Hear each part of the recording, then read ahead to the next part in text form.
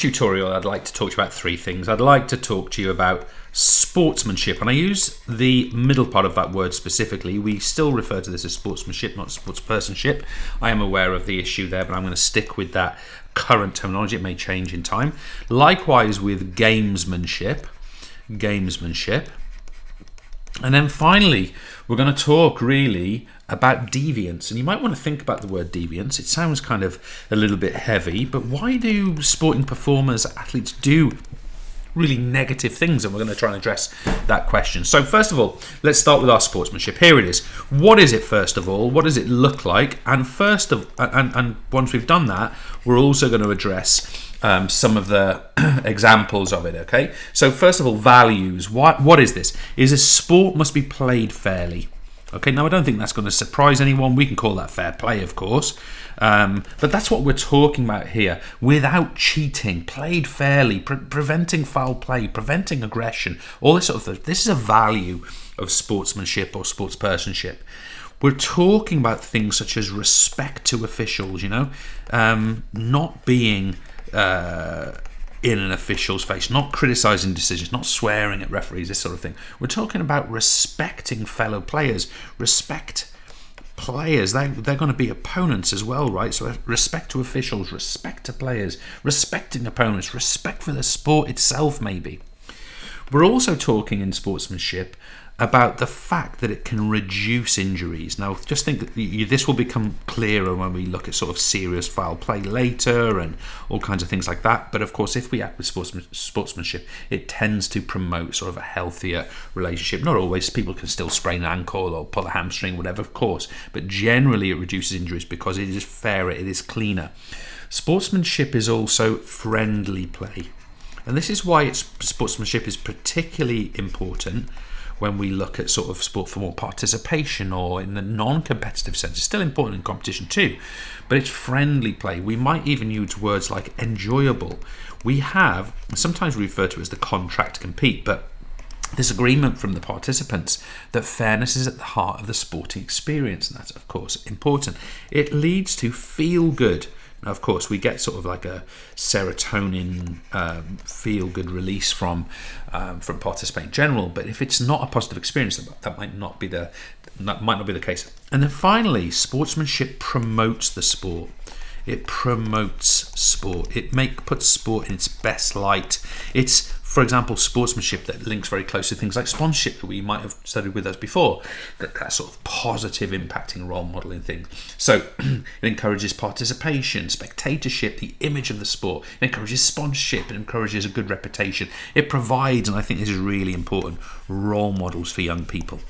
So lots there. Let's have a look at examples now. What do we mean by sportsmanship? What is it? Well, here's a couple of examples. We've got kicking the ball out for an injury. Now, this is really a football example, but it could be a rugby or it could be a hit out in hockey.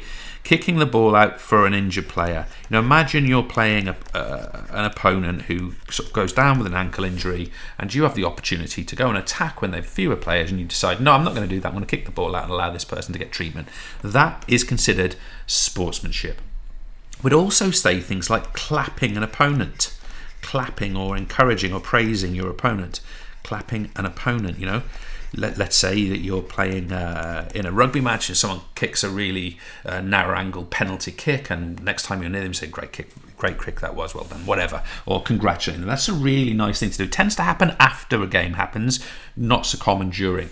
This one's a nice one, and again I'm using the term specifically batsman, because this is what the ICC still refers to as a batsperson. That's why I'm going to use it as well. A batsman walking in cricket. Now, if you don't watch cricket, don't like cricket, don't panic too much. Basically, walking in cricket is what happens when someone is bowled a ball. Maybe they just edge the ball slightly with their bat. No one sort of hears it, and they decide to walk off rather than allow the umpire to give them not out because they know they hit it and they've been caught out. That's called walking in cricket, and it's becoming less and less common in sort of the professional game.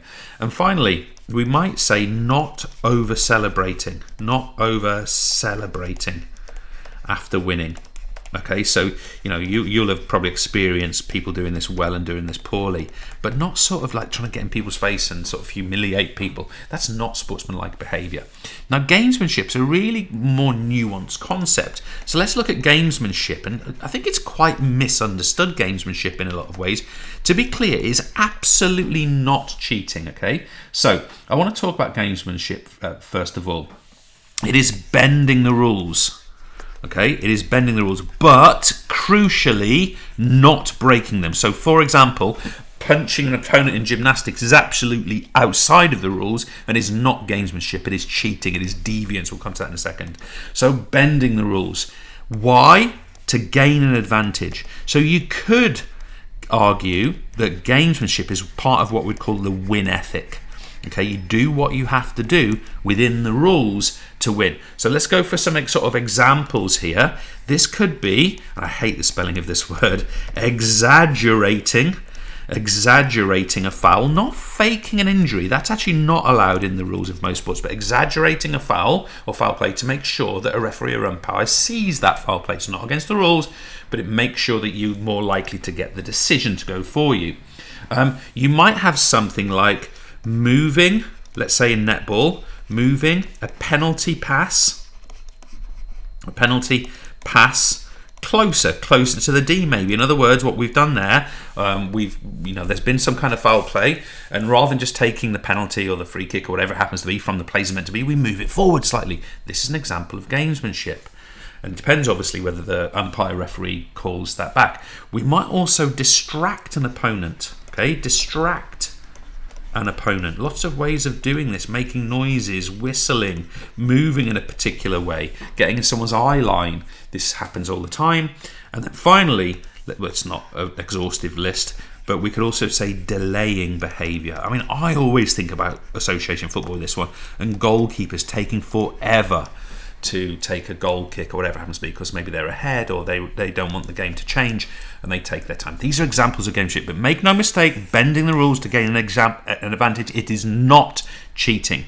But what is cheating is the notion of deviance, and this is where I just want to spend a couple of moments making sure you guys have got a clear perspective on this. This is to gain an advantage, but look at the word I'm going to put here: to gain an unfair advantage. That is what deviance is, and it is absolutely outside of the rules. So make sure you can differentiate between gamesmanship and deviance. This is clearly breaking the rules. So start to think about what your examples of this would be, and I'm going to go and I'm going to give you a couple. So I'm going to say PEDs. By that I mean performance enhancing drugs, assuming they're illegal. Things like EPO, things like anabolic steroid, things like diuretic. These are illegal drugs in the vast majority of cases. They all are in terms of EPO and steroids, but diuretics are actually legal in some sports, weirdly. But anyway, we're also talking about violence, acting violently, striking opponent, being in the rugby scrum and throwing an uppercut against your front row opposition number. These are absolutely against the rules and should be punished and penalised. Now, why might someone do it? Why? So let's sort of address this why question. Why are people doing this? Well, they're being deviant because of pressure to win. I mentioned the win ethic before. If that win ethic spills over into win at all costs attitude, that's where this might come from. We might also say people want to enhance performance. Why does someone take an anabolic steroid? Well, it's because they want to enhance performance by increasing muscle mass, by increasing muscular strength and power, amongst other things. That's why they would do it. They might also do it for financial reward.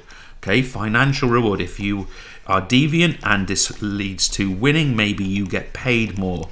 That would be a classic example of why someone would do this. Someone might also become deviant, especially the violence point, because of frustration.